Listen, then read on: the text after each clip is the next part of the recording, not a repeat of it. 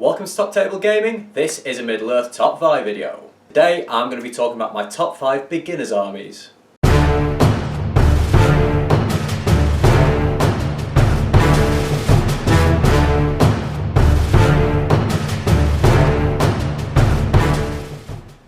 Welcome guys, you're here with your host Top Table Ben, and today I'm going to be looking at my top 5 beginners armies. When starting out your Middle-earth SBG journey, it can be quite difficult to decide on what army to go for. There's such a massive choice of miniatures out there that can either leave you a little bit overwhelmed, so hopefully this video might give you a bit of an insight into what armies to choose. Obviously there are loads of different ways of playing each army, but this video is going to be focused on 3 key points when deciding their suitability for beginners. First up, availability, the ease of getting hold of the models. Second, affordability, the cost of building an army of your chosen faction. And third, the playability, how easy or fun they are to play. That being said, nothing beats the rule of cool, so my biggest piece of advice to you is to go for an army that you love. Not only will you have a closer affinity to your army, but you'll also have much more enjoyment from playing with it. So let's get stuck into the top 5. At number 5, my personal favourite, Minas Tirith. Minas Tirith has a huge and diverse range of both troops and heroes, so you can build the army in several different ways. It includes some super iconic fan favourite heroes such as Aragorn, King Elessar, Gandalf the White, Boromir and Faramir, so there's plenty of scope to make a themed fluffy army that is also pretty good on the table. Check out my last top 5 video on my top 5 heroes of Minas Tirith, and it'll give you an idea of why I love these heroes. There are 3 plastic troop choices in Warriors of Minas Tirith, Rangers of Middle-earth and Knights of Minas Tirith, which makes it very cheap to paint a Horde-style army which has both a solid high defence troop type, a more elite shooting and higher fight value troop, and a mounted option. There are other elites available too, such as Citadel Guard, Guards of the Fountain Court and Ascilius Veterans, so there's the option to further specialise your army down the line should you wish. Minas Tirith really are the Swiss Army knife of SBG armies. There's a huge range of miniatures available on the Game Workshop website for this faction, and as many of the sculpts have been out for more than a decade, there is a strong second-hand market for people looking to pick these models up on the cheap. Minas Tirith are a fairly straightforward army to play. The high defence of the core warriors of Minas Tirith, along with their shield wall ability, make them solid and durable, whilst the heroes can really pack a punch where it's needed, so that's why they're in my number 5 spot. At number 4, we have the mighty Rohan. Who could forget Theoden's heroic charge across the Pelennor Fields?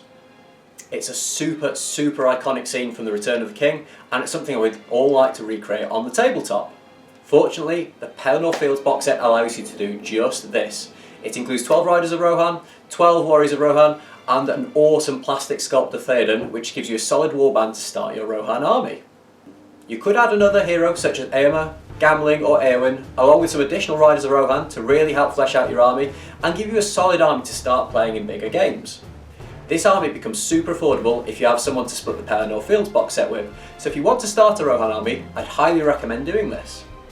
It's possible to add some elites to this army too, such as Outriders and Rohan Royal Guard, which are considered to be a strong competitive addition to a Rohan army. As with all cavalry armies, Rohan isn't the easiest army to use. Deciding the right time to charge or the right time to call a heroic move can be a challenge for new players, and is something that takes a bit of getting used to. That being said, all of your riders are armed with the Strength 2 bow, so don't be afraid to whittle down your opponent with these, and when you do get the charge off and make the most of Theoden's buffs, you can really do some serious damage to your opponent's army. At number 3 is the fearsome Isengard. Isengard are another faction that have an awesome assortment of heroes and troop types available to them, from a strong spellcaster in Saruman to a plethora of lower but no less formidable Uruk-hai captains such as Ugluk, Mahur and Vrasku. They have a strong and solid core to their army in the plastic fighting Uruk-hai, which come 20 into box, giving you a high fight, strength and defence front line supported by prickling second and potentially even third row of pikes. They also have access to the more mobile but slightly lower defence Uruk-hai scouts, so depending on the type of army you want to build, there are plenty of options to build your army for a reasonable price. Some elite troops to consider are crossbows, who are probably one of the best range units in the entire game. Being able to fire strength 4 bolts across half the board is invaluable and really helps you control the game.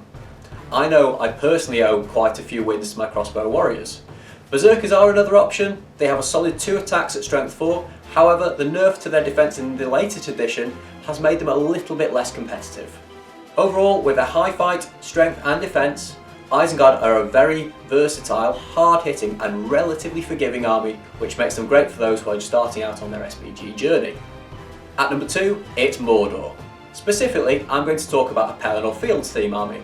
However, Mordor contains the most diverse list of units in SBG, so there are so many ways you could build this army should you wish to. This includes some solid spellcasters, some strong fighting heroes, and some that are somewhere in between. In terms of starting at a bargain price, you can't go wrong with picking up the Pelennor Fields box set, especially if you're splitting with a friend who wants the Rohan half. It contains 36 Mordor orcs, a Mordor troll, the Witch King on a Fell Beast, which can be used to devastating effect in the right hands. This would give you a solid core to your army, and all you need is a few more heroes to lead your extra warbands. I would personally consider adding Gothmog, who could replace the Witch King, along with Guritz and Gothmog's Enforcer for a super themed, fun and solid Pelennor Fields Mordor army. You can even play this as the Army of Gothmog Legendary Legion from the Gondor of War supplement, which adds some extra special rules for you to use. The main troops are mostly defense 6, so are pretty durable, and the solid strength 4 makes wounding pretty straightforward against even the toughest of foes. Gothmog's special rule, along with the additional buffs from the Legendary Legion, can also add to the killing power of this army, so really not to be overlooked. Finally, we come to number 1, the terrifying Army of the Dead. Who better to counter Mordor on the battlefield but the Army of the Dead, led by the King of the Dead? Again, the Army of the Dead is included as part of the Pelennor Fields box set, and by picking up the King of the Dead, you have yourself a small but ready to go army. In this army, you don't necessarily need any more heroes. Provided you include the King of the Dead, you can include additional warbands of 8 or more without a hero leading them, so the initial outlay for this army can be fairly low. At increased points values, you could consider buying an additional box of plastic Warriors of the Dead, or add some Riders of the Dead for some extra mobility. This is an elite, lower number army where each warrior tends to be significantly more expensive than others we've discussed so far. However, in my opinion, they are worth every point. They're a minimum of defense 7, have high courage, you have the terrifying special rule, and they wound against the courage and not the defense of their opponent. All of a sudden, those high defense Mordor orcs aren't looking quite so tough. They're also super easy to paint, so getting them from sprue to tabletop is dead quick. That being said, they are quite one-dimensional force. There is no shooting, limited additional heroes, only the yet to be released Heralds of the Dead, and they lack might, so this can be a bit of a hindrance to the army. But you have the option of adding some true fan favourites to make them into a Legendary Legion, the Return of the King, where the dead can fulfil their oath to the King of Gondor. In this Legendary Legion, you can add Aragorn, Legolas and Gimli, which have some awesome sculpts in the form of the new 3 Hunters plastics, which can add some extra might and a little versatility to your army. So guys, those are my top 5 armies for beginners. What do you think? Who have I missed? Do you agree or disagree with anything that I've put in my top 5? If so, make sure you put it in the comments below, and I'll see you in the next video.